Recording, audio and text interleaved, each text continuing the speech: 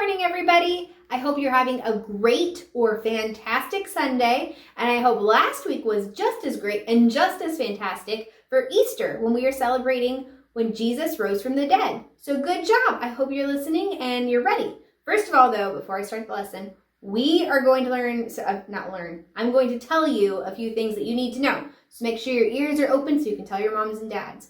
First thing is, if you listened to the lesson last time and you turned in the answers to the questions that we had, then you earned a drink and a snack from me and Mr. Chris. But guess what? A bunch of people turned in their stuff, but no one told me what they wanted to drink or what they wanted to eat. So if you turned in your answers, or if you still want to, you can, bring them in to me and Mr. Chris, and we will bring you a drink and a snack, okay? So remember that. That was number one. Number two is tonight. That's right, tonight, Sunday school starts at 5 p.m. It's going to be Sunday school where we can be in person. You don't have to listen to us talk all the time. And you can go to your different classes and be who is in your class, which will be lots of fun. Be with people your own age.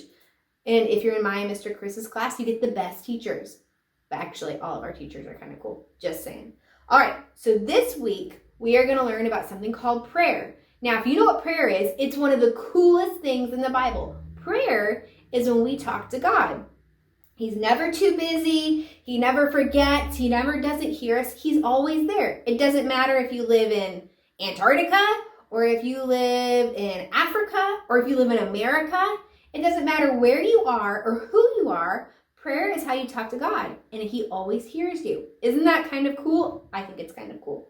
So in the Bible, there's something that says, there's a verse in the Bible. It's called 1 Thessalonians 5:17, and it says, pray without ceasing, which means pray without stopping or always talk to God. Isn't that cool? And it's really short, so you can remember it too. So 1 Thessalonians 5:17.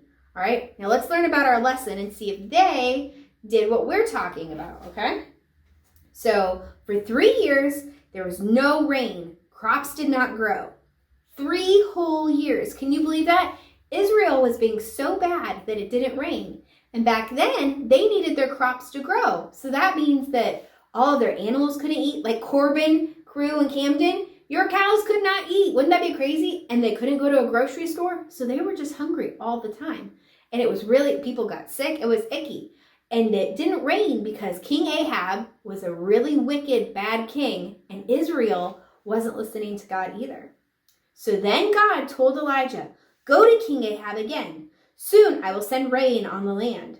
When Ahab saw Elijah, he said, you're a troublemaker. Now guess what? Elijah wasn't a troublemaker. Elijah said, trouble came because you did not obey God, which is what happens. Sometimes when people don't obey God, they get themselves into trouble. And then they try to blame the stuff on God, but it's not his fault. Well, Elijah said, okay, this is what we're going to do. He said, call all the people and we're going to meet on the mountain. It's time to choose between God and Baal. Now, Baal was a false god. A false god means that it was like, well, it's not really a god. Kind of like a statue. Now, do we pray to statues? No. Statues, they can't hear us. They can't see us. But the people did. They didn't believe in the one and only true God, which is our God. That's Jesus. He always hears us. But they thought, this statue will be who I can talk to, which is very silly and not very good. So that's what they did. But Elijah said, we're going to see who really is God, between God and Baal. All right? So Elijah asked for 2 bulls. He said, all right, all y'all, all these people over here that think that Baal is the real God, you're going to pray to your God. And then I'm going to pray to the real God. And we're going to see who answers. So this is what happened. 450 priests of Baal, which means followers of Baal, kind of. They all got together and they said, Baal, Baal, Baal, please, please, please hear us. Let's send down fire from heaven. It was like, shh. That's what they wanted. But guess what? It didn't happen. Baal did not answer. So they're like, all right, well then let's get any louder. They're like, Baal, Baal, Baal, hurry, send down the fire, do all this stuff. It didn't happen. So they're like, I have another idea. They actually took swords and they cut themselves. Ouch. And they're cutting themselves and they're bleeding. They're like, see, Baal, this is how much we love you. Please do that. And guess what happened? Nothing. Because guess what? Baal isn't God. There's only one God. So let's see here. You know what happened? Elijah, he got his altar all ready for God. And he put his bull on the altar. And then guess what he did? He put water on it. Now, if you're trying to start a fire, I don't know, Katie, if you try to start a fire, and you put water on it, guess what? It doesn't light, does it? No. So he got all that stuff, and he put water, and then he got more water, and then he got more water. And he made it super wet where there was like little like puddles all over, right?